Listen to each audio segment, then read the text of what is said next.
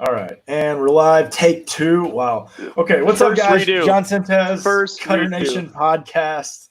Had a major issue. Had to start up the whole stream. No big deal. But anyway, let's pick this back up. Cass, I'll go ahead and throw it to you. Let's just get this thing rolling. Yeah, so I think I was just saying that we're just going to try to figure out. So I'll just tell everybody the plan with this, and then we can just run with it. So the plan is to have, I just kind of want everybody, the audience, to know who the Wagners are, kind of from a baseball perspective. You guys can talk about things outside of baseball too. Happy to hear those stories as well. But just kind of give a background. So then I want to get to, I've never heard anything from Luke and Cole's perspective. So I know Kyle and Brett are great teachers and great coaches, and I know that they can talk, and I know that John and I can talk. So that's really all I have going here. So let's assume that nobody, are we killing that last one, John? So that one won't exist? Yes. Okay, correct. so just start over. I was just saying that I know Kyle just from I believe Instagram and then maybe some Twitter, but mainly Instagram. With green light hitting, I actually had a client buy the book and give it to me. I don't know if I told you that, but so it's saved on one of my computers because I couldn't afford like $40 or whatever. Oh my gosh, I was young. Anyway, so he was Go Wags was a huge part in the way that I taught. You were probably like the beginning of me diving into this stuff. From a hitting side of things. And then you led me to Tewksbury, and then just like the rabbit hole began. So anyway, Kyle, let's start over. You kind of give a background of who the Wagners are, and then we'll just tell some stories.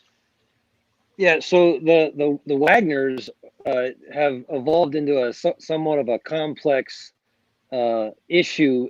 There's Kyle and Brett, and Kyle and Brett had a playing career, and then now we have a coaching career. And then my son Luke is a senior. He lost his senior year, Redland High School in Pennsylvania. My nephew Cole is a junior. He lost his junior year. They are both Georgia commits, and I'm the only catcher. I'm a right-handed thrower. The rest of these three guys throw with their left hand, and we all share the same last name and the same passion for baseball. So I guess that's where we're at. So, we'll follow wherever you want to take us. Yeah. So, Luke, you go right away because, dude, you are baseball. It has to be a huge part of you, and is your senior season. So, how are you doing with that, dude? It's all good. It's getting better every day.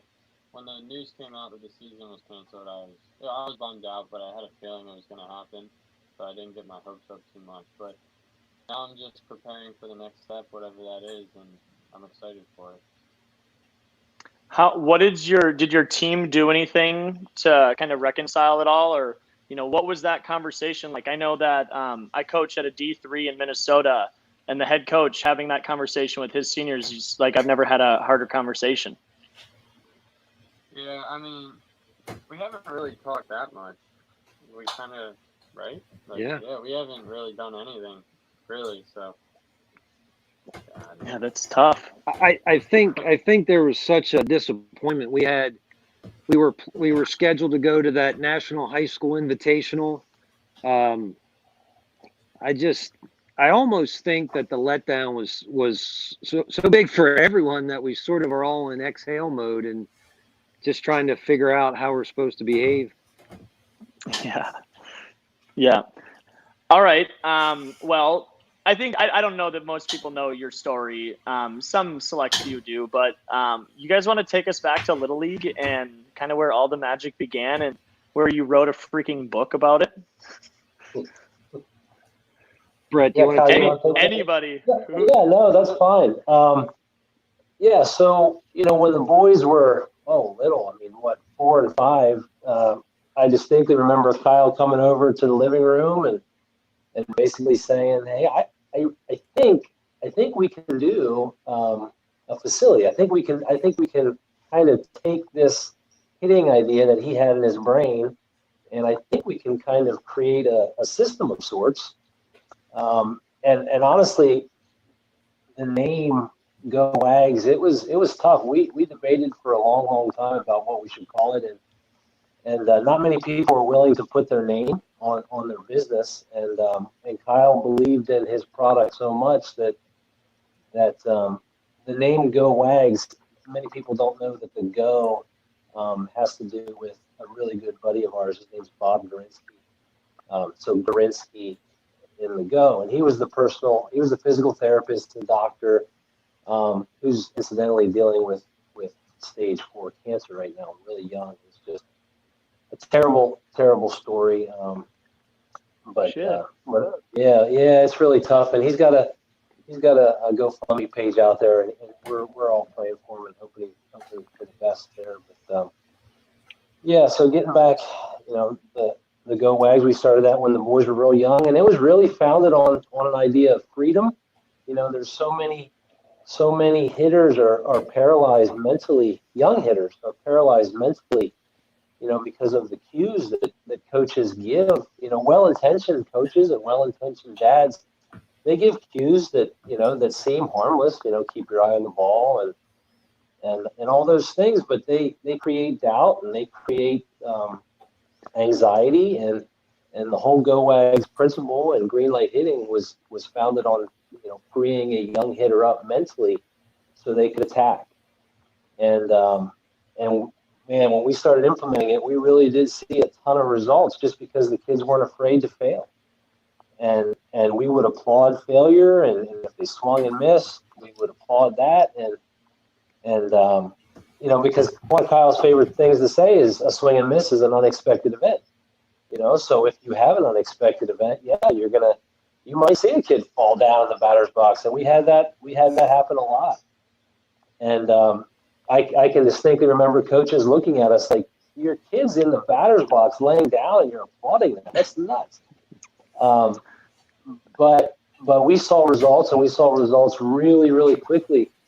And the boys just continued to grow and continued to evolve in a fearless manner. And we had a whole team full of fearless hitters. And another principle that green light hitting is founded on is we don't recognize a strike zone, we recognize a smash zone. So we've never talked about balls and strikes with our hitters. We talk about if you can smash it, you can swing. So they were never in the batter's box afraid of being told, make it be a strike, make it be a strike. So things like that, just little things where we tried to free them up mentally and just let them rip and take the fear away, and it seemed to pay dividends for us for sure. Yeah. Well, and Cass was referring to that 2015 team specifically, the Redland Little League team. That was essentially that they were the Go Wags Patriots, and then they just put on a different uniform for Little League time. But that's essentially what that team was. Yep. Yeah. So who's that? I don't think people know. I mean, it was cool for a moment, but that's the funny thing about these things, right? People forget. Cool, you want to take it? Yeah, well, yeah, sure. So as we kind of mentioned already, What's up, Cookie?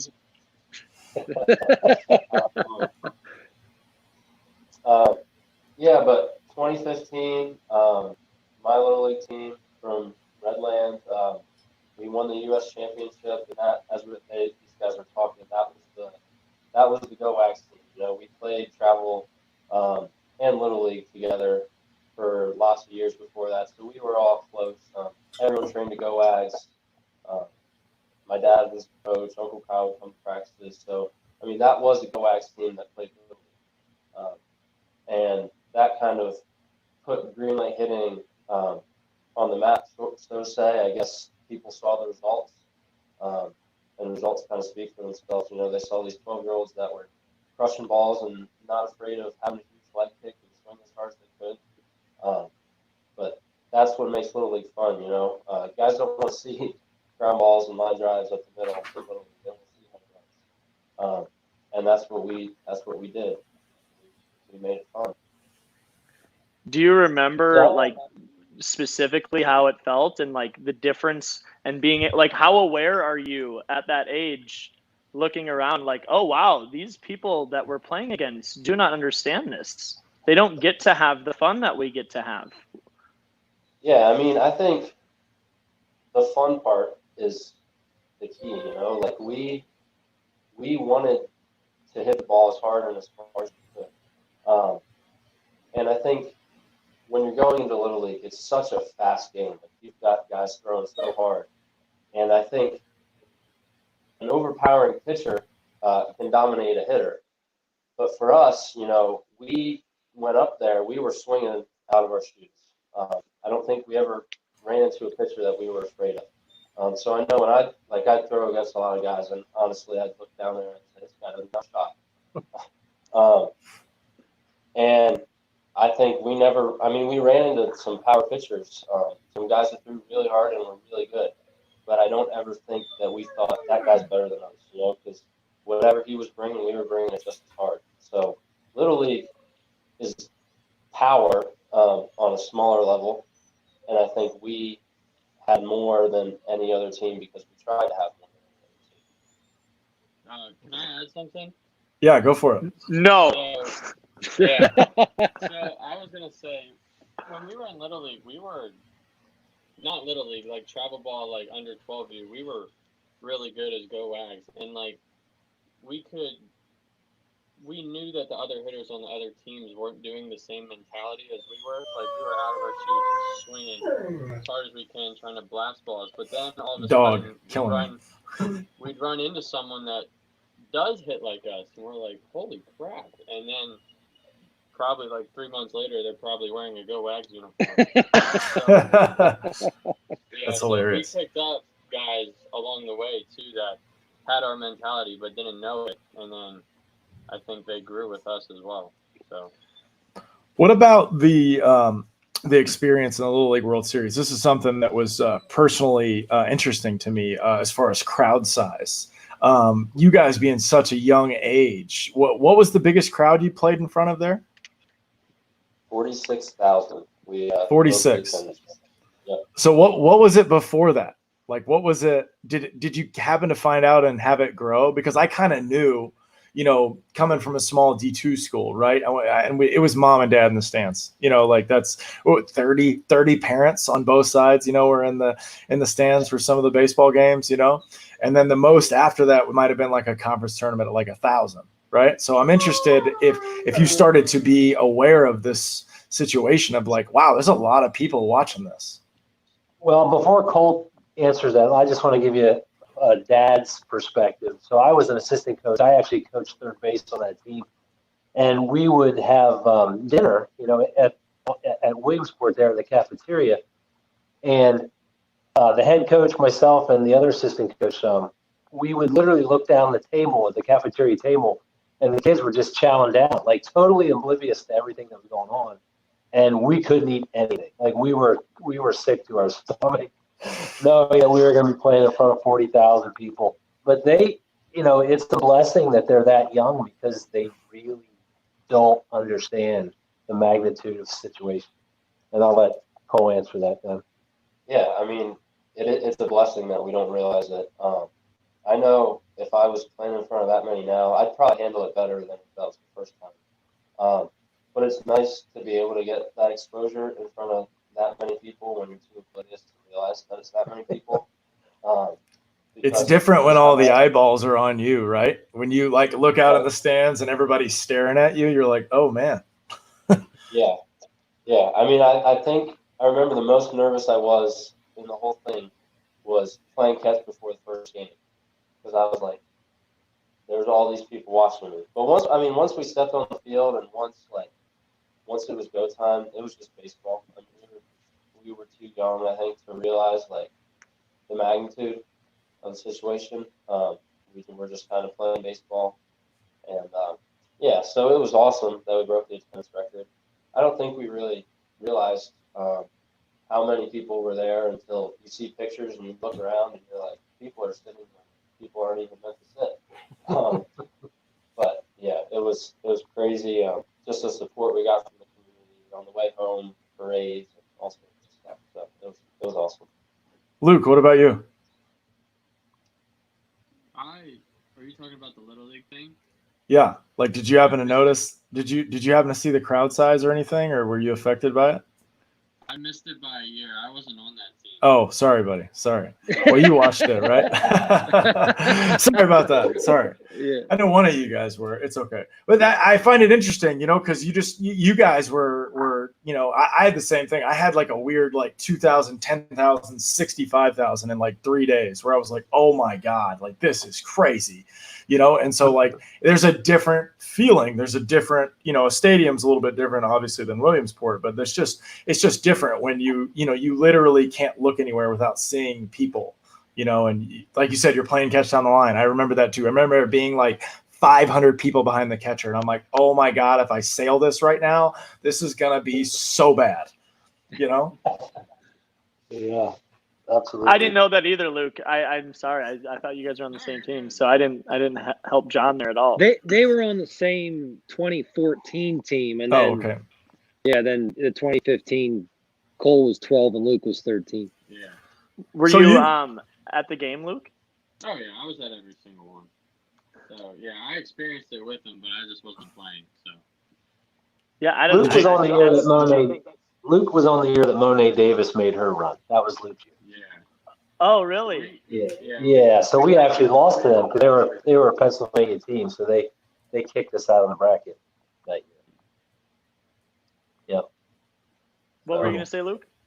No, we just had our states was really competitive. We had Monet Davis out of Pittsburgh. We had Austin Hendrick, and then we had Redland, and it was just a really tough tournament, and we lost. But yeah, it was a good tournament though.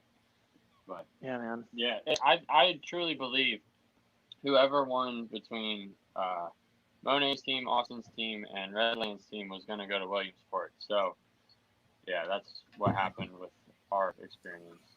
So I wanted to talk to you guys a little bit about pitching too. I know you got, especially my lefties. Do you have a moment that you felt like you realized like, oh, okay, I'm a left-handed pitcher. Like this is what I want to do. Any of you?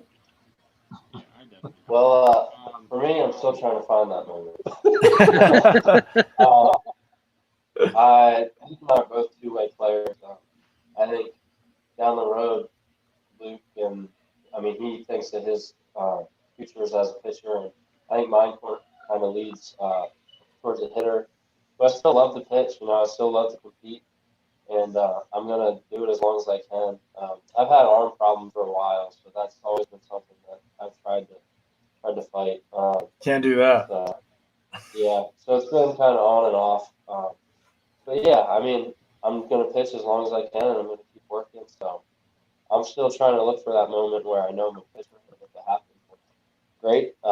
If I It'll become come. a hitter, It'll come. It'll come. You'll be up there. Something will happen, and you'll go, oh, okay. Yeah. What about Dad?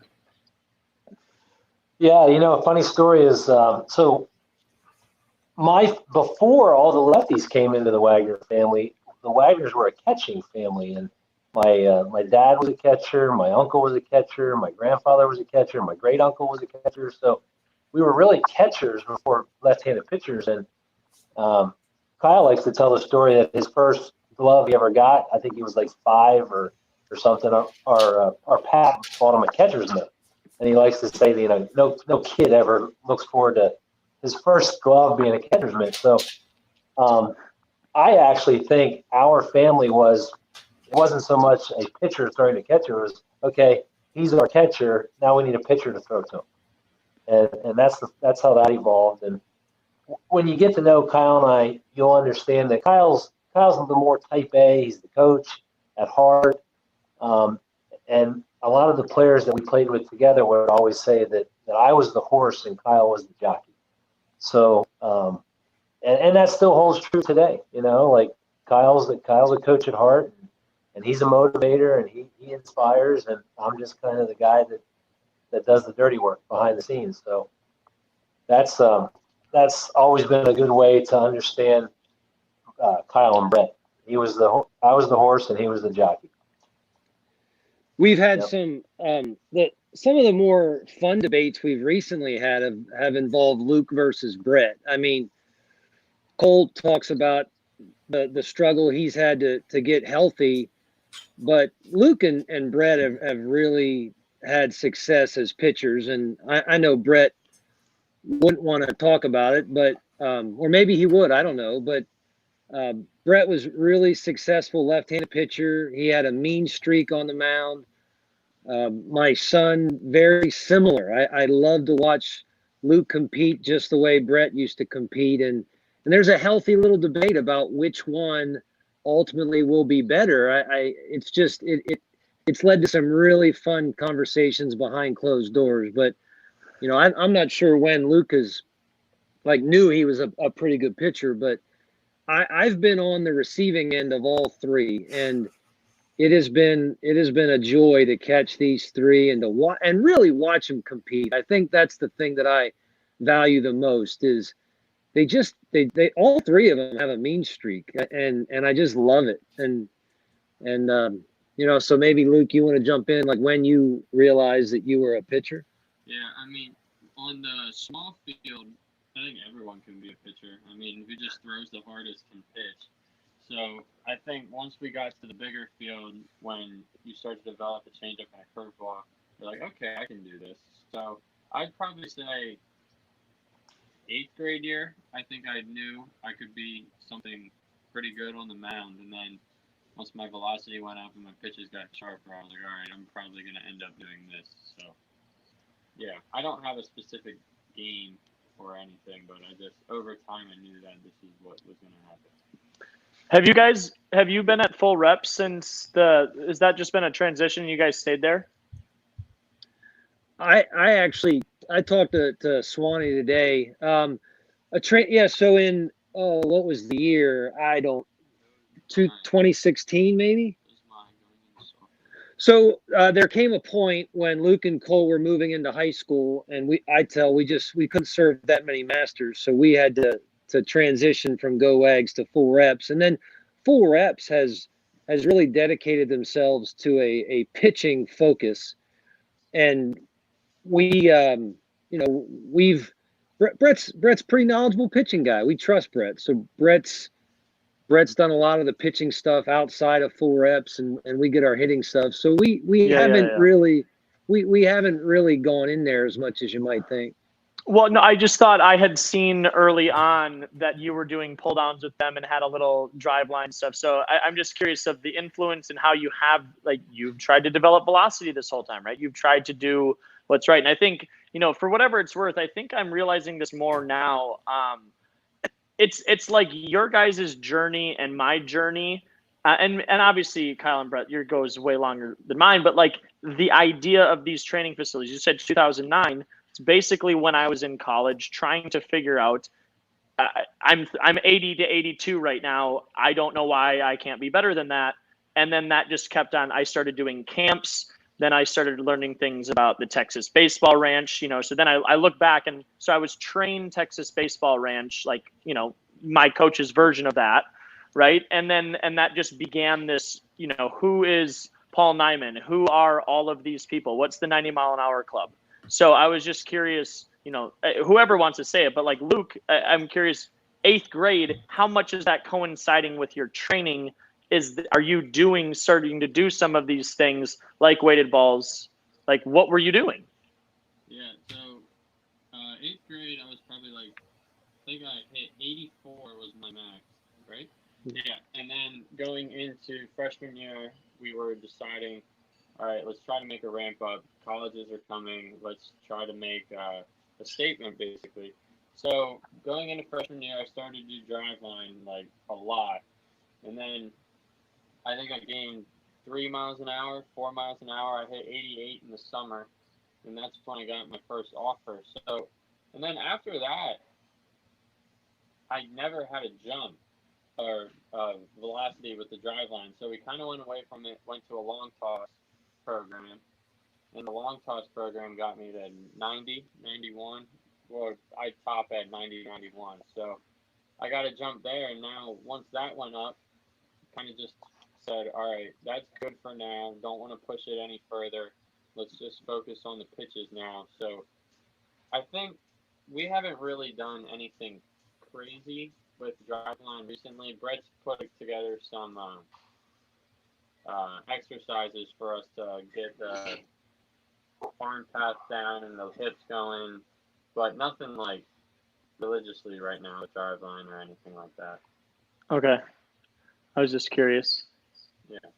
Brett, do you want to Sorry, say some things? Yeah, Are you no, ready to the, go? Sorry, go ahead. Yes, Brett. you're ready. Sorry. No. I just felt like what he was saying, he wasn't ready to go. I was like, you ready to go right now or what?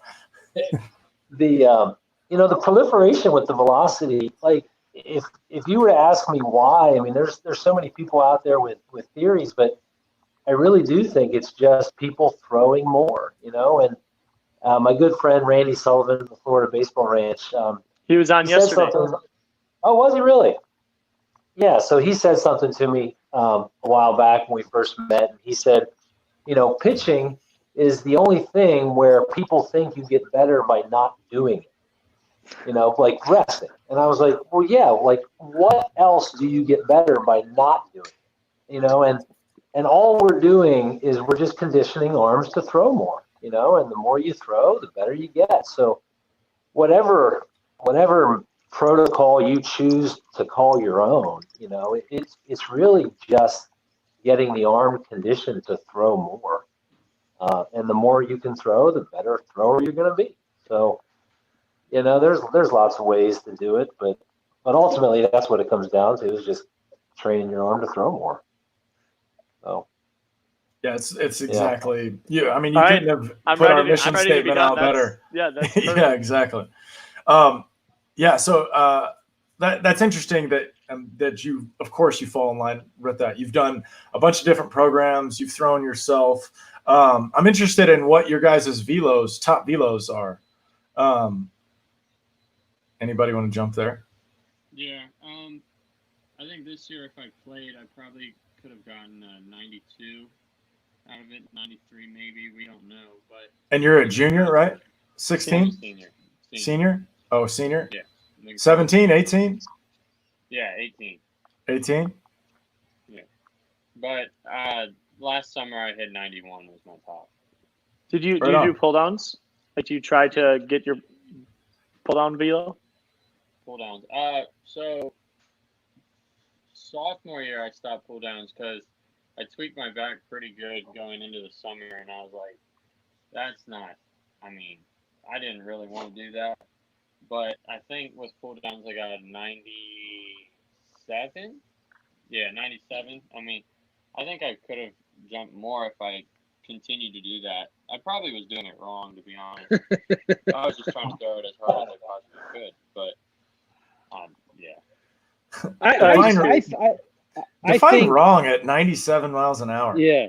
Yeah, I know. Get out of your head, meat. So I just stopped. I think there's he's a two-way guy, and so we were really sensitive to what we were asking of him to do, because he would go out and play center field, and then he would pitch, and there was a lot of wear and tear, and I just, we were always talking about, we wanted to make sure that he was healthy for his high school season, and then he went and pitched in that PDP, the development pipeline that they had last summer, and as a family, we've always talked about, once upon a time when someone would say, how hard do you throw? I know Brett used to answer hard enough. Like, that was his answer. Like, the feedback I'm getting is I'm just beating bats. And now everyone's so precise with how hard guys throw. And I honestly believe that velocity has to grow with your secondary pitches. And what I mean by that is, if every 2-0 count, you just reach back for the old number one, then it's hard when you get into college and pro ball that you've never thrown a changeup in that 2-0 count. So I think we got to be really careful with spiking velocity and not having the other pitches grow with you, because. Oh, no. Oh, they got a phone call. Oh. We there? Jeez. Yeah. We there? Yeah. Yeah, go ahead. We Oh, good? great. Do we lose Yep. No, we're good. you? I lost you. Oh, We got a can't phone hear us. call. We lost you. Hold on, I'm gonna kick him out and I'll have jump back We in. can't hear you. That was good. It's gonna happen. So anyway, I'll talk to you, Brett. I loved what he was saying. That's right in line with what we're saying. Like, we think that the velocity range is actually the most important thing, right? Obviously, you want to throw as fast as you possibly can, but a hitter being able to handle a differential of at least 20 miles an hour is detrimental to his timing, to what he's doing, and how much he's out front, right? So the greater the range, the more difficult you are as a pitcher. You know, we're doing it right now with Vance Worley, where he's added a couple pitches to his arsenal. Like he's intentionally trying to throw a big slurve to add to help the depth of his two seam, his changeup, and his other pitches. Yeah, if you ask good hitters, what the hardest pitch to hit is. I mean, without question, most of them will say changeup because it's a pitch that can't be trained. You know, you can train quickness so you can get to the fastball. You can train spin so you can see the breaking ball. But I have no idea how a hitter goes about training to hit a good changeup. You know, so you can velo, as important as it is. We've always preached the importance of a good changeup. You know, so that's, you know, we try to do both. You know, let's work on our velocity, but at the same time, let's make sure we have that pitch that's untrainable. You know. You guys took care of where we left off. Yeah. I was saying I agreed with what you were saying about how, you know, fastball velocity should go up, but really you're looking at the differential of all the pitches, right? Obviously, you can throw 92 to 93. That means that the spin rate on your curveball when you rip it probably is really high because you do have a fast hand and you know what you're doing. And then to what Brett was talking about with the changeup, being able to overlay those and really understand the mastery of literally, let's just talk about, don't let somebody hit the ball. Let's just call it exactly what it is, right? As simple as, listen, I'm from Florida. I'm from Destin, grew up Braves fans of the 90s, and all I heard with John Smoltz, Tom Glavine, and Greg Maddux talk about, don't get hit. That was like the most simple thing they could say. Just don't get hit. You don't get hit and you'll win the game, right? And so I learned it when I played. The Dominican guys used to say straight ball goes far, and I believe it because I've seen 101 turned on. I just don't believe – I don't believe in this one philosophy way of going. If you look at all the best pitchers, they're adding 5th, 6th, and 7th pitches, but I think they're more like situational tools, like where I know that I can do something, and Scherzer's added a split to what he's doing for no reason other than, when I face this particular left-hander, I know that he's never seen me throw a split because he has 300 at-bats, right? So throwing this weird thing against him goes like, whoa, what is this new spinning object that comes at him? Yeah, Luke was throwing a bullpen yesterday, and he does a great job of putting himself in situations. So he wants to throw to batters. He wants to know what stadium he's pitching in. He wants to visualize it. And he went like 7 straight pitches, and he didn't throw a fastball. And I said, Luke, let's throw a fastball. He goes, that's just one of my tools. Like, I don't have to throw it.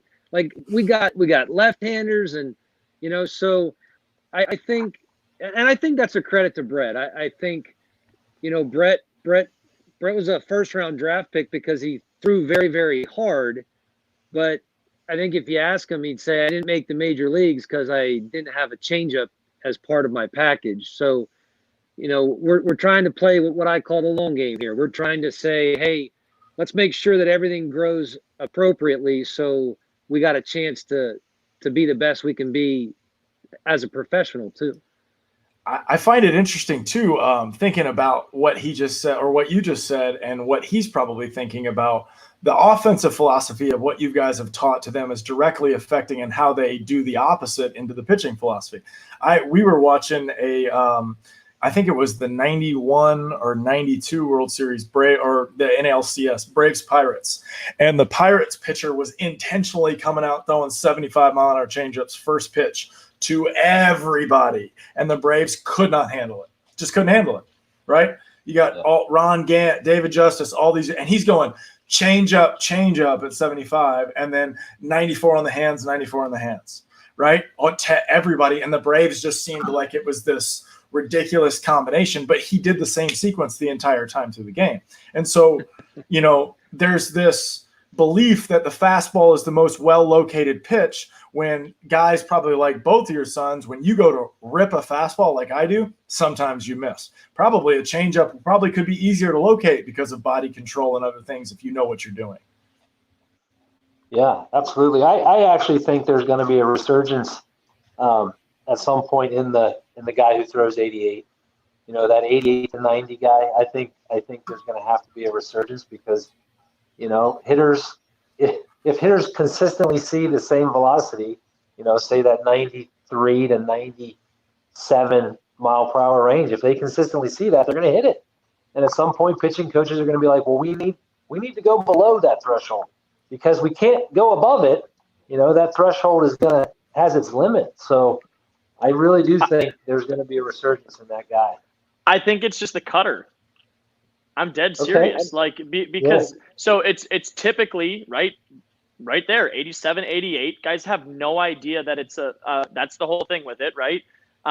We had Gene Larkin on and Kerry Lightenberg the other week, and with all the classic stuff that we've been watching, nobody even called it a cutter, right? It was like Gene was like, hardest pitch in the world to hit is a slider. And then I was watching, they were throwing cutters and just they didn't have a name. When did that name come about? I don't know. When did it come? That's a good question. Yeah, for sure. Yeah. Because I thought it was I didn't know what it was until Mariano, and I'm not paying attention to that. And anyway, the only reason I'm saying that is because I've thought about that with Vance, because Vance came to us. Right. I don't know if you guys have seen Vance Worley training with us, but he was 87, 88, struggling to hit 90 right away. And now he's mid to upper nines because he's trying to, but to be low, to be upper 80s, he was moving crappy. So it's my challenge, or the devil's advocate in me goes, so how are we going to accomplish that, Brett? Are we going to be crappy movers on purpose? No, what I'm referring to is I'm referring to the BP fastball, the art of throwing a batting practice fastball. That used to be a thing. That was a pitch. That when you throw enough batting practice to guys and you throw the unintentional changeup that's literally 3 miles an hour slower, and it's off the end of the bat. Oh, sorry, I must have been an unintentional changeup. But I'm getting guys off the end of the bat all the time. So that used to be a thing, and I don't know if it'll be stressed but I think it'll come back. Just the ability to throw the BP fastball. Well, and I think the name is what messes everybody up on it, because it's really a straight change that's middle if you think about it, right? Right. And nobody's throwing straight change middles anymore. Everybody's throwing that barreling back foot, hard breaker. Yeah. And so that's what I mean by literal tools and pitches. We saw, just looking back on it, right? We saw guys throwing inside front door 12-6 hammers, in that same game, right? Just a spot that's just not normal, right? And they're throwing it at the guy's face, dropping it on the inside corner, and it's either strike on the black or ball inside. And the Braves are such an aggressive, you can see it anytime a fastball is thrown within the first 3 pitches, they're all over it, right? That's all they're hunting, right? So there's going to be games out there where you throw your fastball and then you get lit up in the exact same time. And then what do you do, right? Because eventually people don't care how hard you throw, even if you spot it. One of my worst home runs I've ever given up in my life was a beautiful backdoor, probably 8-inch, two-seam to the home run king in Mexico, and he hit it off the top of the batter's eye. And the only reason why it's funny to me, because it sounded like a rocket ship going over my head. I could not believe how loud it was, But that being said, the variants and the things that, the tools that people aren't using, Nolan Ryan's up and in. People don't realize that this guy, there was a school from who knows when it started, that if you got 0-2, you dusted the guy. You just did it every time. Didn't even matter how you got there. You could have blown two away from him, right? And so I think the game of where it was before, of like to your comment about the variance is, and I saw it a lot when I was in Mexico, we would take out one guy to put in a new guy, but he's the same dude. This dude was throwing 90-94, and you brought in 90-94 with a split instead of a slider. It's the same guy. So to your point of the 88 should be in there. That's why Hendricks works, right? Hendricks comes out and goes, does his little thing, does this little sinker thing, and then they bring Pedro Strop and everybody behind him going fuel, fuel, fuel. And now it is very hard to adjust either way on the speed range, right? It's harder to go down and it's harder to go up for what you're trying to adjust to within the next hitter. I got it. It's little people. And I should have used smaller pitchers. That was terrible that I said little people. Smaller pitchers. So there it is. That's the answer. Guys that are 5'5", throwing rise balls at 88. You know, if you just think of it from like if someone were to drop in, you know, on the earth and had no idea what baseball was, and they said, well, over here are guys with bats who are training to hit guys who throw really, really hard. They're training to hit those guys that throw really, really hard. And then over here, we keep bringing in and drafting pitchers that throw really, really hard. So we're literally bringing those pitchers in so they can hit them. Well, why don't you just bring in guys that don't throw as hard? Like, it's almost too logical where you're like, well, that makes too much sense. So we probably shouldn't do that. Yeah. Major League Baseball is not, I don't know, man. The last what, 12 months doesn't make me feel like they really understand what the heck they're trying to do over there. So yeah, but I do. I think we'll have a resurgence in that guy. However that manifests itself, I'm not sure. But I think you're right about it, because I'm pretty sure that dude, the lefty for Toronto that has like a 3,600 RPM curveball that's like 32 inches, he's like 88. He's like 88, 89. And then he throws some like literally like 30-inch curveball that looks like a freaking balloon, but it accelerates down, you know? I mean, look at El Duque. He did it too, you know? Like, I totally agree. Like, people are intentionally throw slower. I want to ask the sequencing thing. So this is John and I's idea, and I don't know if you guys have heard us talk about it, but Cole and Luke, this is your chance to flex. Okay, so I just saw Steve Springer posted this, the quality at bats guy, like hunt speed. So it's probably the first person that I've heard say that.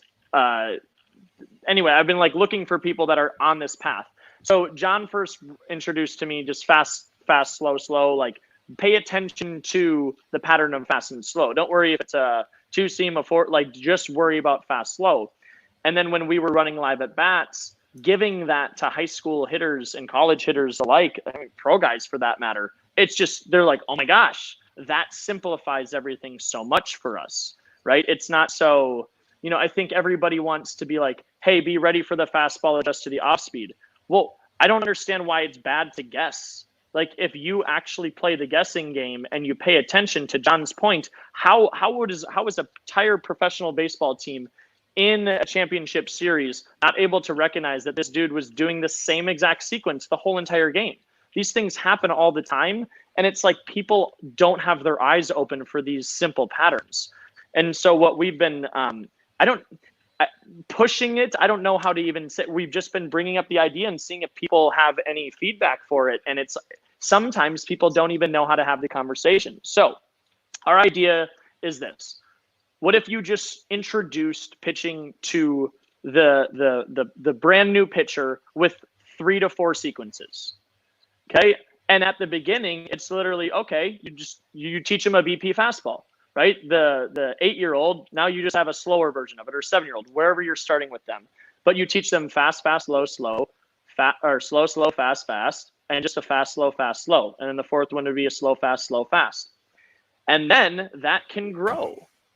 And as a hitter, now you can show your guys in practice, hey, we're gonna face these sequences against each other, and you're gonna know that it's coming, but you're gonna watch yourself not hit it, because it's still hard to see it, you know, if you have a good BP fastball, right? So it's like, I've heard, you guys get the idea. What are your thoughts on it? And is that something you're doing anyway?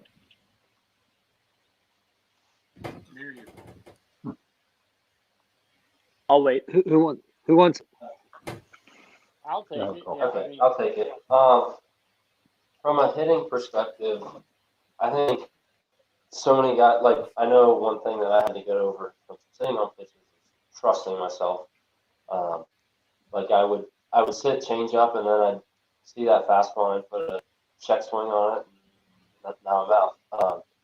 So I think like when I can commit to the pitch that I'm sitting on, that's where I become successful in. And I think I don't sit on particular pitches. I sit slow or hard. So if I'm sitting on a changeup and he throws me a curveball, I'll still hit that too. So I feel like one thing that I don't try and do is I'm not going to sit on a pitch that I know I can't hit anyway. So when I'm hitting off Luke, I know that if he throws me his curveball, I'm not going to hit it. So I'm not going to look for it. I'm going to look for a fastball, and if he throws me a fastball, I'm going to try and hit it hard. But I'm not going to look for his curveball because if he throws that, I don't have a shot even if I know it's coming. So I think as a hitter, it's knowing your strengths, and a pitcher is kind of doing the opposite. Like if Luke knows I'm throwing for sitting on a fastball, why would he ever throw me? That's the tools in the tool belt thing. That's knowing, getting in the mind and kind of the psychology of baseball that, this guy's going to try and play to his strengths and I'm going to try and play to mine. yeah, so to add to the pitching thing, all I really think about is with really good hitters, I think about trying to get to 2 strikes without showing one of my pitches. Because then they don't know, they haven't seen it in the at-bat, they aren't comfortable with it. So if I go fastball in, I have 2 options here. I get 2 pitches to get a guy out. I might go change up away, or I might bury one in the dirt with a curveball. And same with lefty, that's my approach. I don't really think slow, hard. I think of how can I get to 2 strikes without him seeing a pitch? And that's what I do. So I was going to say to the point, right? The most common sequence that we see from everybody up until high school is fast, slow, slow, right? And that's what you're doing, right? And so you can create these probabilities of things to happen, right? So, for example, I was 6'4", 170 pounds and took G-hacks in the on-deck circle and before I got into the box. What's the first pitch I saw majority of the time? Hammer, right?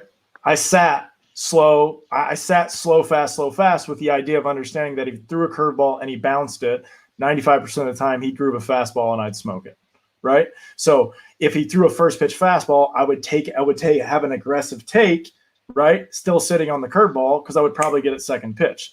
So once you understand, like he was saying, hard slow or fast slow, then you can start seeing these combinations and building these extra things and these sequences ahead of time. So you present the idea to the hitters throughout the game. You're throwing fast, slow to start the game to set up later where it's like, okay, I haven't seen this, right? So the bigger picture idea is that when you face somebody like the guy that I faced that hit the bomb, you didn't know, but the entire season before that, when I faced this guy in relief appearances, I just threw bangers and sliders the whole time and he couldn't handle it, right? And because all I saw him was cheat fast both times as a hitter. So it's a way to evaluate hitters on what their plan is, and then you can adjust on the fly as you need as a pitcher, right? Obviously, if you try to go fast and you're 2-0, right? Like your dad said, you throw 2-0 fastballs, you're going to lose games.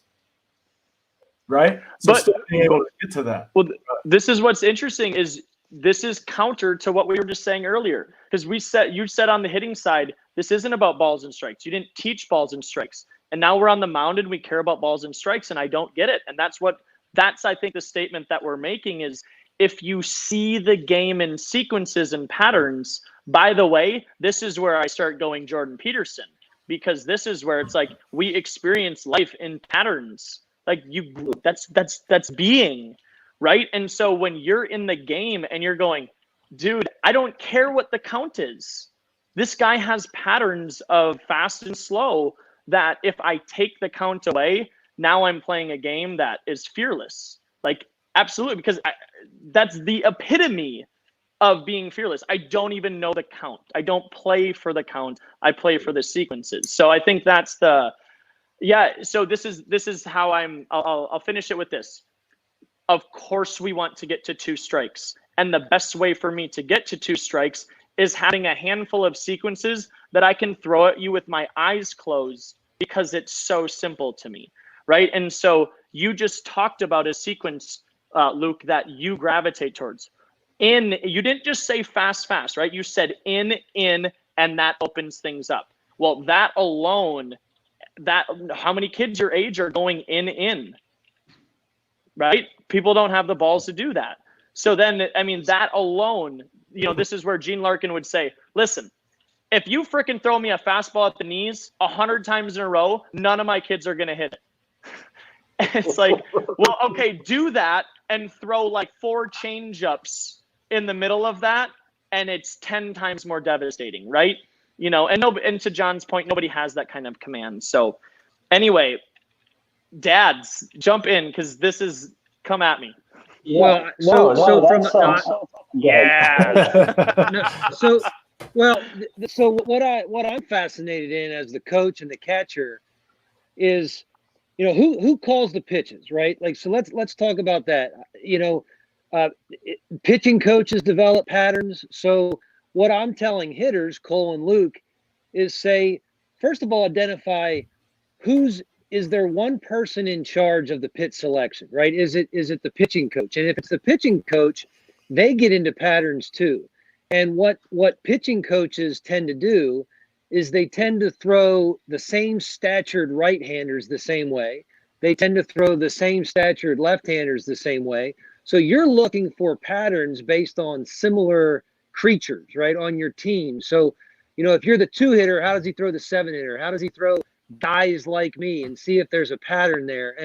And so Cole should be looking for, how are they throwing the similar left-handers in my lineup, and see how that relates. Now, well, then what I believe should happen with pitch selection is it shouldn't be tasked to one person, because if it's with one person, now you get predictable. But if it's the catcher and the pitching coach and the pitcher, now you have the tendency to break sequence, and it's harder to diagnose. So there's another reason why, as a coach, I always wanted the catcher and the coach involved, and the pitcher has to have the right of refusal. He has to have the ability to say, I know what you want, but I'm not comfortable throwing that. So it's that dynamic which I think can betray certain sequences and patterns which start to pop up. Okay. That's an interesting point. Yeah, that's exactly what I'm. No, I'm just kidding. I do think, if you follow me on Twitter, one of the things that I'm constantly saying is truth is paradoxical. Like, and as it relates to pitching, the pitcher who doesn't care how he does better. So those pitchers who are super logical and super rational and really, really care an awful lot, those are the guys that I find fall into patterns because they're rational, logical beings. It's the pitcher who's a little bit off, and if you've been in a bullpen enough, you know that there's plenty of those guys who are just off, right? And they don't fall into patterns because maybe they're not as rational. Those guys make really, really good pitchers because paradoxically they don't care. They're out there just doing their thing. They're out there throwing, and those are the guys that good hitters who try to find patterns. This guy drives me crazy. He's just out there doing his thing. Well, Brett, I remember you told me one time, you said, I stopped walking guys when I stopped caring about walking guys. Well, you told me the truth is paradoxical. Absolutely. When I didn't care about walking guys, that's when I had much, much better command. I actually think a hit starts a rally way more than a walk. I think if you walk a guy, the bench is like, okay, let us off the hook. But if they start hitting you, now that's when the thing starts rolling downhill and rallies start. So as a pitcher, I would much rather walk a guy with my best stuff, let the hitter think I bailed him out, than to give in, throw pitches that they can hit, and then rallies start. So As a pitcher, I want to be that guy who just attacks, be unpredictable with my best stuff, and let the chips fall in. That's the mindset I want as a pitcher. I find it very interesting, like how you say the unpredictableness, right? And like the guys miss and the logical part. It makes sense, because that's what I saw. I saw that through my career, the guys that almost seem to be more random, understanding what their version of random is way harder to hit, right? And so that's where we came up with this idea of these sequences, because I think Cass and I counted out, there's 14 or 16, Cass, I think is what we said. So combinations if you think of 4. 2 pitches, it's 2 pitches, and if you have 3 sequences, there's 8 different variations, and then 4 is 16. Yeah. So then you guys just kind of plot it out, like it's like a template of sorts. Yeah, it's kind of like it's probabilities in blackjack, Devorty, what happens in the counts and what you're looking for, right? It's the opposite of what he was saying about the pitcher's tendencies, right? If you know the offensive strategy, right, and what they're trying to do, and you can evaluate that in the game, then you can apply your best version of yourself against that strategy. Is that something a pitching coach would sit down with the pitcher and kind of go over these? Like what? We're talking about 2 different things, I think. Because John's talking about just establishing sequences in games and recognizing it, but I think you're talking about the 3 or 4 different ones. I'm talking about that as an introduction. So we talked, I don't remember who exactly it was, but the point would be, it was with Sam Peraza, the pitching coach at San Diego State. And we brought this up, and it was, it was oversimplified, but the point is if you as a college coach have a kid that comes in with 3 pitches and he has 16 sequences that he's mastered, like with his eyes closed, he's going to go fastball in, change up away, and then fastball in. That's one of his favorite sequences. And I don't care if he walks a guy or if he strikes the guy out in 3 pitches, he's going to commit to that sequence. And he had just brought up the fact that would be very easy for me to build on. Right. And so my point is I don't think that, I think one of the things that I find myself saying all the time is, you guys introduced to me the idea that they don't have the cognitive ability at 12 years old to have any ability to create an abstraction, right? So that's why drills have to be implicit, right? Because me explaining this drill doesn't help them do the drill better more often than not. And so I'm saying our 9-year-olds don't have any problem knowing what fast, slow is, but helping them understand that a fast, slow at the first batter of the game is going to look different than a fast, slow with bases juiced in the 5th inning, right? Like that's where you coach. So I'm introducing it as an idea of like, why don't we just simplify this for everybody and teach a handful of sequences at the beginning? I don't care what they are, but let's make it 3 to 4 pitches, because this satisfies everybody. Right now we can get kids, hey, if you're getting to 5 to 6 pitches every single at bat, you got 2 options: work on 5 to 6 pitch sequences, or execute your damn pitches in the first 3 to 4 pitches. Right. And so why do we don't actually need to practice these 5, 6, 7 pitch sequences if we do a good job with the first 3 to 4 pitches? You have that written down somewhere?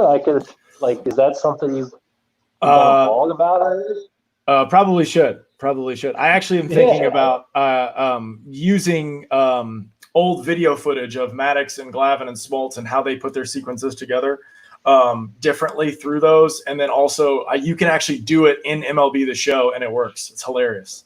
But it's okay. So with I've heard it called 3-dimensional pitching, right? And being able to establish the different ranges of in and out, up and down, and fast and slow, right? And what is possible to do with a baseball when you throw it, right? And so I think the personality to the player, I'm a cutter slider guy to death because it's so much fun, right? To use my fastball off that, right? It sounds like you being a fastball hammer, and he already said that you're a hammer guy. If you reverse engineer with those sequences, those strikeout pitches that you like, right? That start from curveball down, which is probably the way you like to embarrass guys as a pitcher, then you can realize that you can go backwards from that and tunnel off of that idea to get to it. So these specific pitches that we know, like back foot cutters or back foot sliders, back foot curveballs, right on right changeups, front door cutters, right? Backdoor two seams. There are ways to work on mastering where you're creating a difficulty of the hitter to delay his decision process, so he's not even sure what's going on. And we have 9-year-olds. I like that. We have I literally give our 9-year-old, we have a 10-year-old who it took like 3 or 4 sessions, and his homework is he goes and watches old MLB games and charts it in fast and slow.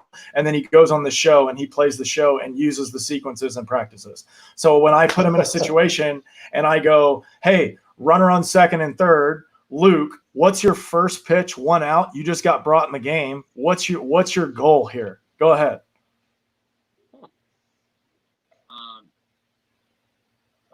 Wait, are you telling me like the Yeah, exactly, right? You said you like situations, right? All right. So I'll go like this. Go ahead. Left-hander or right-hander? Yeah, lefty or righty? Great first question, right? See, now your brain started going. Well, they brought you into the game. You're lefty. Obviously, you're going to face a lefty, right? More than likely. So lefty, 1 out, second and third. What's the first pitch you're throwing in that RBI situation? I'll go curveball. Slow. And that tells me everything about your personality. Live or die by your best pitch. You're probably going to need to go slow, slow, fast, fast, because you can pitch people backwards in that situation, because if the ball gets put in play, you're probably going to give up a run, and we need a punchy right here, right? Yeah. Right? So having catcher, it's funny. Yeah. The catcher in me, like you set that situation up. You know what the catcher in me wanted to do? Fastball. The catcher in me wanted to look on deck to see if I could get a double play by putting that guy on. 100%, right? Situations change per pitch, per batter, right? But wouldn't best case scenario to be to the situation where nothing had happened, and that would be a strikeout, right? Yeah. So I don't know about you guys, but all I heard growing up was that strikeouts are bad. They're fascist, this and that, right? But the problem is the pitchers who do the most in the game make the most money, period. You can't argue it, right? You look at these dudes who just punch dudes all the time, they make the most money. They don't throw the hardest, right? They may not have the nastiest stuff, but the dudes that punch people are the ones that go the longest in the game and keep going. And so when you bring in a guy in an RBI situation, what is your job? Your job is punchies. That's it. There's no other. If the ball gets put in play, run scores, you lose, right? Does that make sense? Yep. It does. So those are the things that you can build, right? And like we look in the World Series and we're watching Strasburg, right? What was everybody talking about with Strasburg? Do you remember what they were talking about when he was throwing? Changeups. I remember They were talking about changeups. Yeah, exactly. He was killing changeups, but the problem was it wasn't just changeups. What he was doing, to your point, was he was hitting a combination of curveball changeups. Where after you throw a curveball as a hitter, what are you normally looking for? A fastball, and after a fastball, what looks like a fastball and is not a fastball, a changeup. Especially when you match spin when he's going 2-seam red and 2-seam change red. Right? So there's a whole other dimension to how you're disguising the baseball coming towards the hitter. So if you can delay these decisions by hundredths of a second as it goes, then you can make anybody look bad, right? That's why the Astros were cheating, because the only way you can hit Chapman's slider when it's 3 feet outside over the left field wall is if you know it's coming, because you got to sit 104 and then you get 88. Yep. It's good. I have a question. Cole, you had said you can't hit a lefty curveball, and Doug Latta had talked about he had video of Odor facing Sale, and Odor's feet were facing shortstop, and Sale's throwing him a slider from right field, and Doug's like, why doesn't he just face right field in his setup? Do you make adjustments like that to people like Cole or Luke? Oh yeah, I mean, I think hitting is constant adjustment. If you're not adjusting, you're gonna have a hard time finding any success.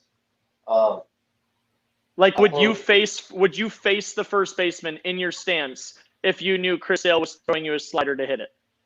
Absolutely. Okay. I'm just stupid if I didn't. Have you done something ridiculous like that? I'm trying to think what the most I've done. I just think I of mean, like I was- Big Poppy literally just stepping to right field, knowing that he's going to get a pitch in. Yeah, I mean, there's. I'm glad you said that, Cass. I mean, I can't think of any instant off the top of my head. I in Little League all the time, like you're facing so many different types of pitchers. Like once you get to high school, it's a little more consistent with the average pitcher you see. But like Little League, when you've got guys throwing 78, which is the equivalent of like 100, so then you've got guys throwing like 60. I would cheat to it all the time. No stride versus huge leg lift, like things like that. I got pitched away all the time, so I would jump on top of the plate and stride close because like it was just. Why not? It's like we talk about like those patterns, Like I know that guys aren't going to pitch me in because one, they're afraid, and two, if they do, I'll hit it 400 feet. So I climb all over. I dare you, right? I dare you to throw me inside. Yeah, I mean, that was kind of my mindset in the league. I would take away the outside pitch and I'd climb all over the plate and say, "You're going to throw it outside, I'm going to hit it." And if you throw it inside, I mean, congrats on having the balls to do that, but it's probably not going to end up very well for you. Thanks, Uncle Kyle. Anticipate away, react in. Yeah.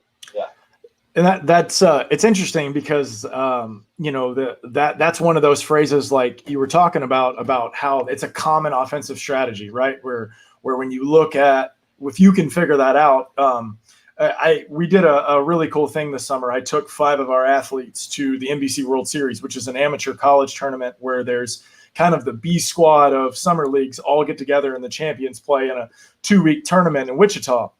And it's kind of like a conference tournament. I think it's probably the best idea to show a young guy what a real conference tournament is, where it's like, you're in the hotel, you can't really do anything. It's every day. You got to stay focused. You got to, not lose your mind.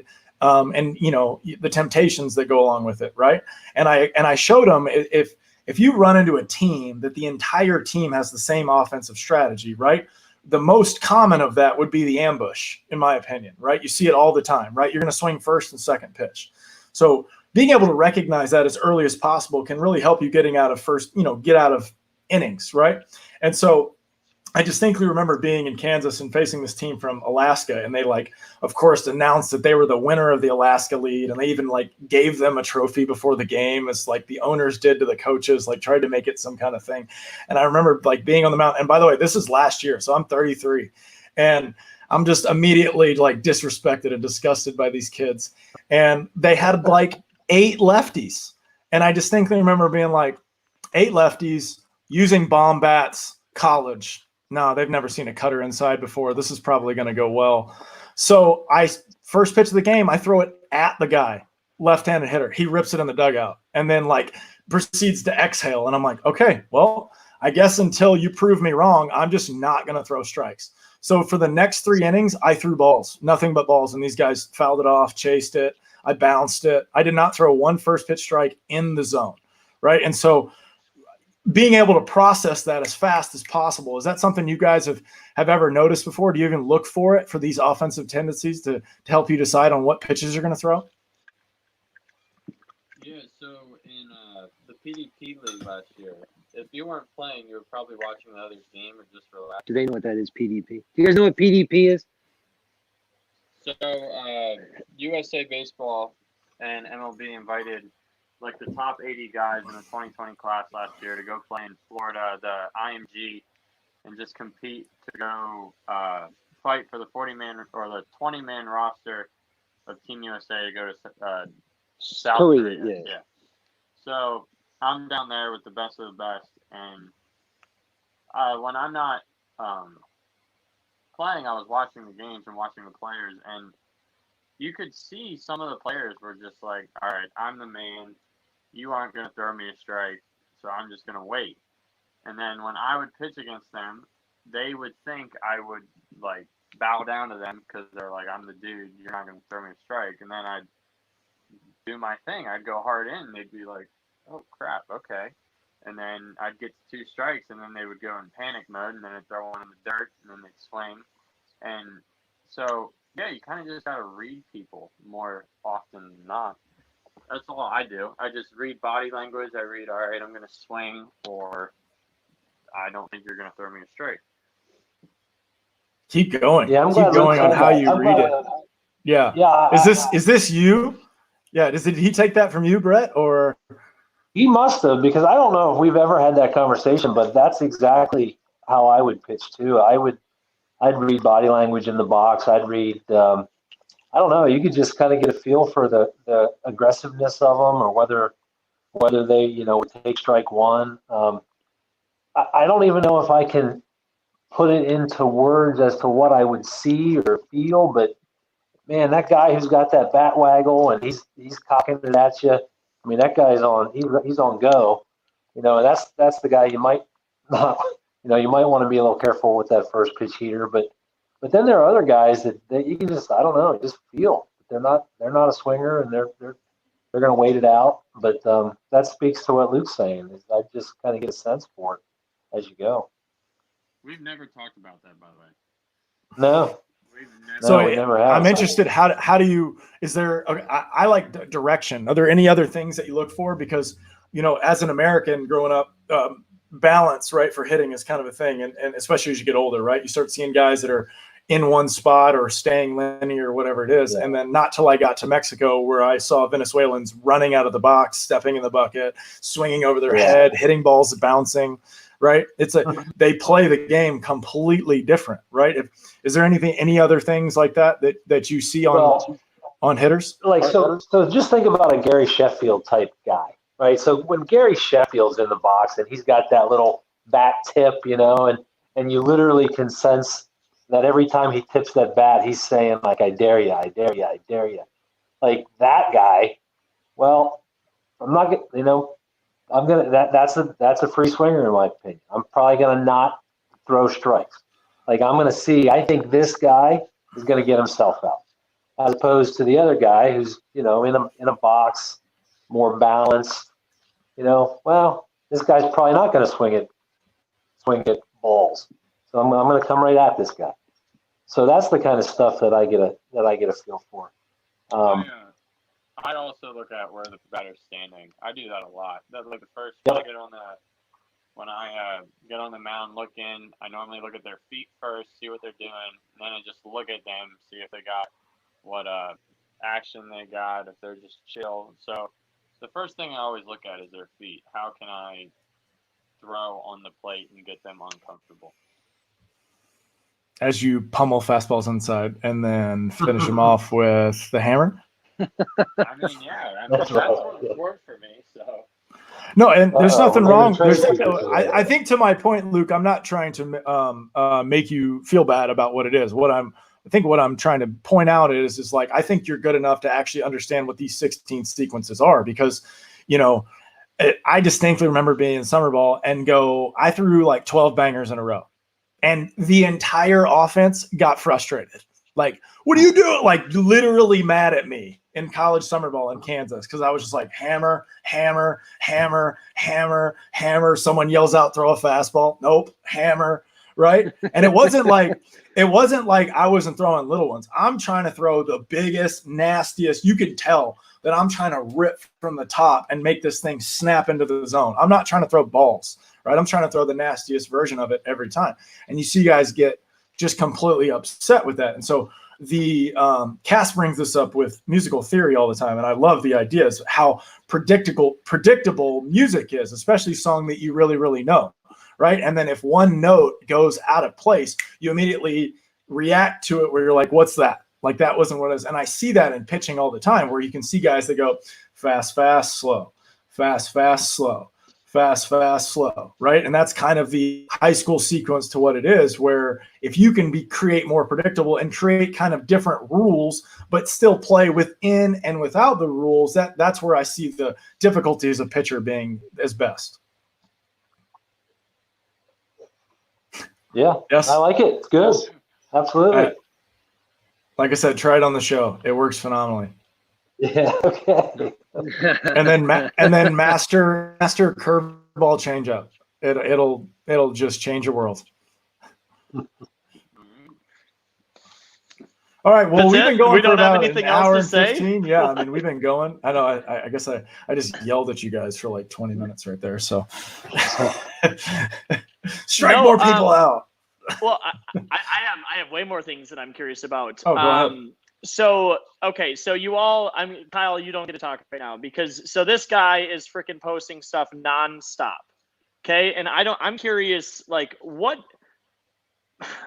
I've called him, like I'm like Uncle Kyle myself because I don't even know the guy, right? So tell me a little bit more about like that whole dynamic. And I don't even know what I'm asking, but I know that you probably have some things to say about that. Yeah, I mean, I'll start on this one. For a long time, everyone in the family said that I'm more like Uncle Kyle and my dad are more similar, just personality-wise. So I had Uncle Kyle for study hall this year, and we would go on a whiteboard in the back, and he would draw up his diagrams, and I would throw things out there.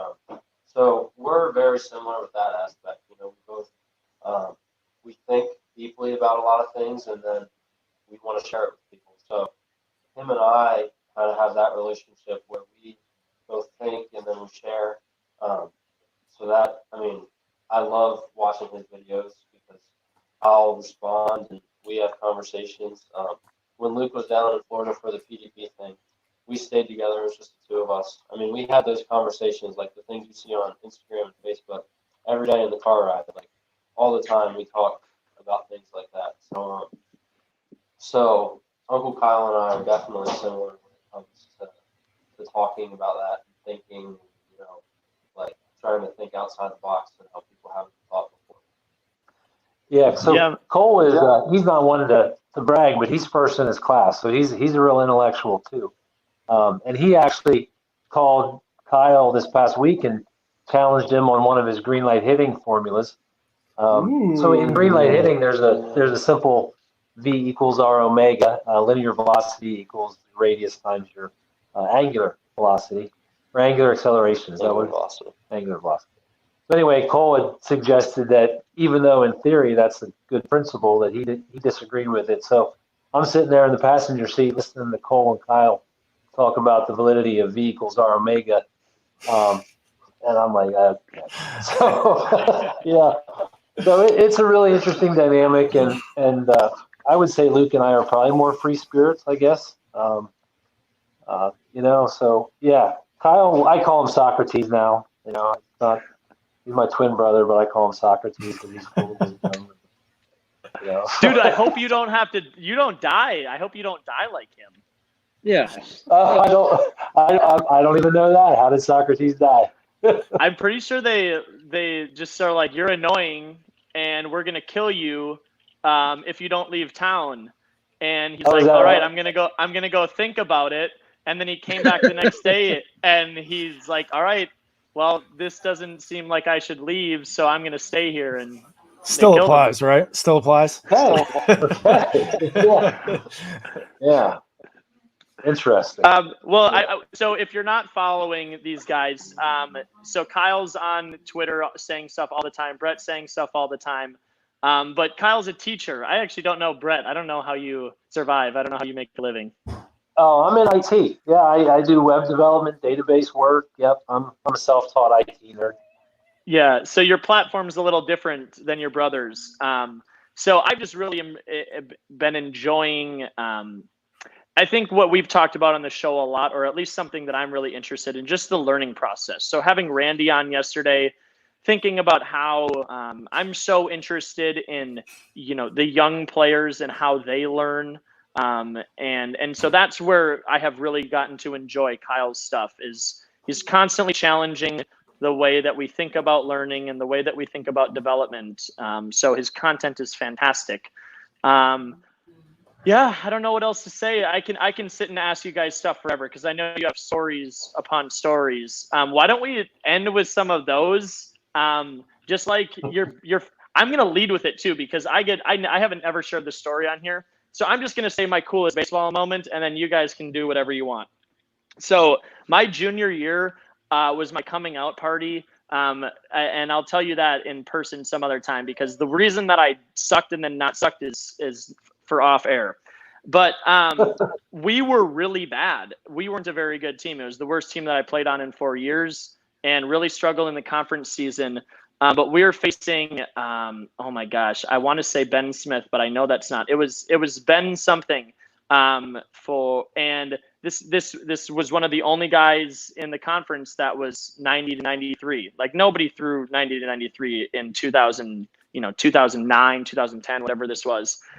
And we had kind of like a role guy who was like a DH, spot right fielder kind of guy, Alex Burisch. This kid, as a 10th grader, was the fastest kid on skates in Minnesota.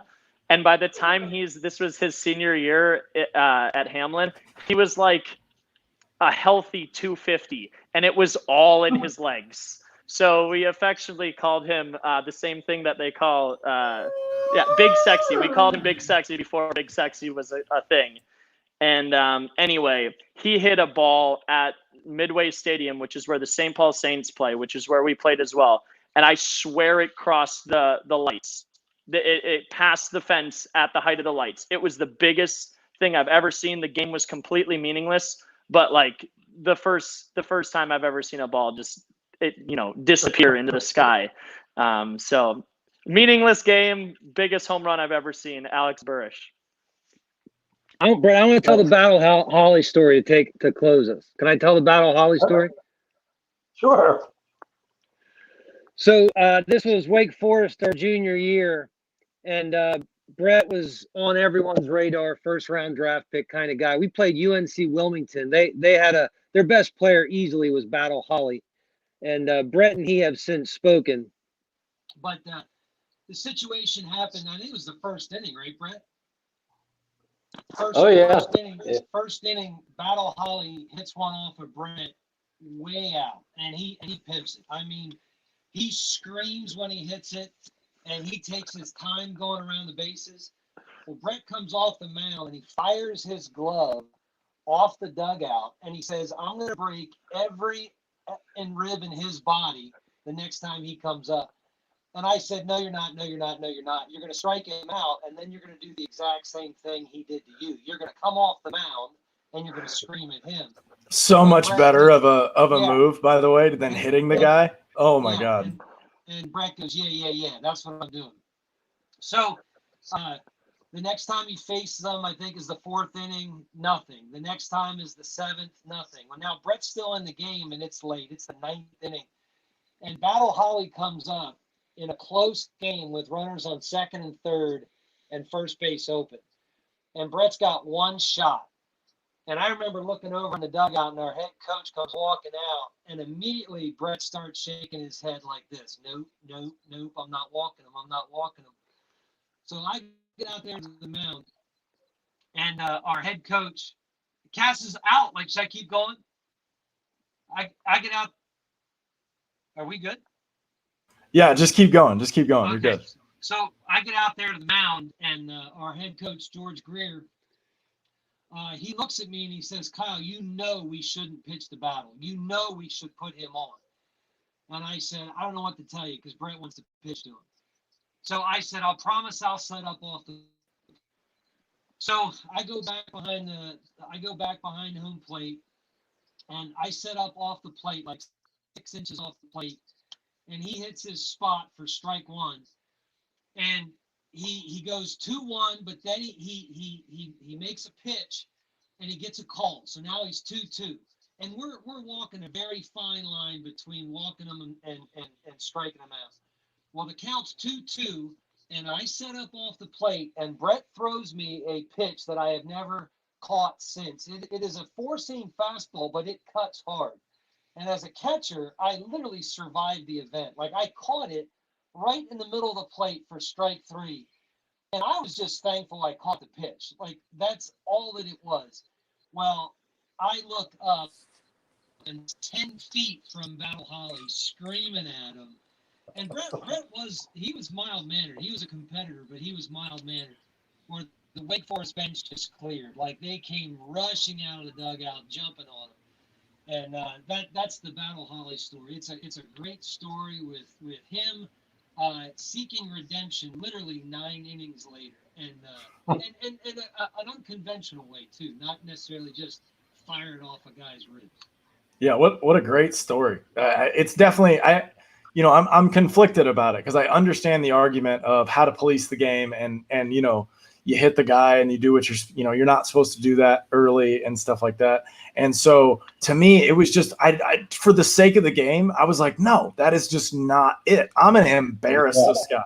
I'm gonna embarrass him. Right. I know we were gonna go, but it's funny that same league that at the college league that I was playing in and helping our guys as we were going through, I got ejected from the game because of a conversation that the other team started and I answered in the middle of my delivery.